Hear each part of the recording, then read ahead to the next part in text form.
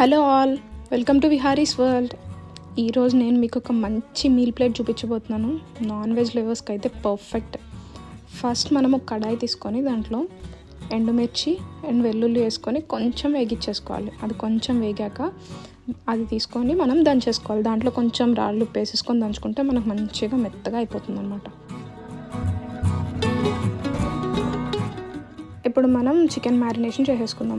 ఒక గిన్నెలో అల్లం వెల్లుల్లి పేస్ట్, ఉప్పు, కారం, ధనియాల పొడి, కొంచెం జీలకర్ర పొడి వేసేసుకొని మంచిగా కలుపుకొని అందులోనే కొంచెం పెరుగు కూడా వేసేసుకొని చికెన్ పీసెస్ వేసి మంచిగా మ్యారినేట్ చేసుకుందాం.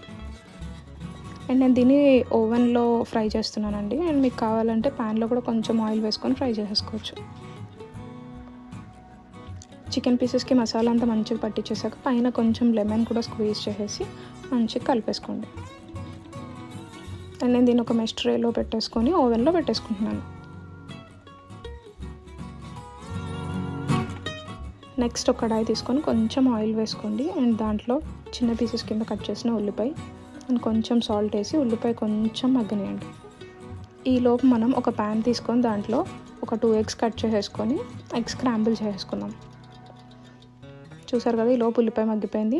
దాంట్లో ఇందాక మనం దంపి పెట్టుకున్న వెల్లుల్లి జీలకర్ర మిక్చర్ ఉంది కదా, అది వేసేసుకొని కలిపి అండ్ నెక్స్ట్ దాంట్లోనే మనం కట్ చేసుకున్న క్యారెట్, మీ ఇష్టం ఎలా అయినా కట్ చేసుకోవచ్చు.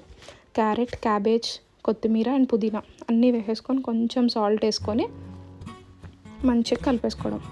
చూసారు కదండి, చికెన్ని ఓవెన్లో పెట్టేసుకున్నాను. ఈ వెజిటేబుల్స్ అన్నీ ఓవర్ కుక్ అవ్వాల్సిన అవసరం లేదండి. కొంచెం మనం క్రంచీగా ఉంటేనే బాగుంటుంది. వెజిటేబుల్స్ కొంచెం కుక్ అయ్యాక ఇందాక మనం స్క్రాంబుల్ చేసుకున్న ఎగ్ కూడా వేసేసుకుందాం. మంచిగా కలిపేసుకున్నాక ఇప్పుడు మనం దీంట్లో అన్నం వేసేసుకొని మంచిగా కలిపేసుకుందాం. మనకి వెజిటేబుల్స్ ఎక్కువ ఉండాలండి, రైస్ తక్కువ ఉండాలి. సో అంతే, మన egg fried rice ready. And chicken కూడా చూసారు కదా, అయిపోయింది. ఇప్పుడు మన మీల్ ప్లేట్ టైం. నేను ఒక చిన్న గిన్నె రైస్ తీసుకున్నానండి. అండ్ ఫైబర్ కోసం కీరా తీసుకున్నా. అండ్ ప్రోటీన్కి చికెన్ పీసెస్.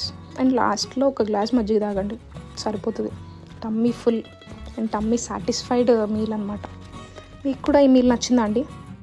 నచ్చితే please like, share and subscribe to Vihari's world.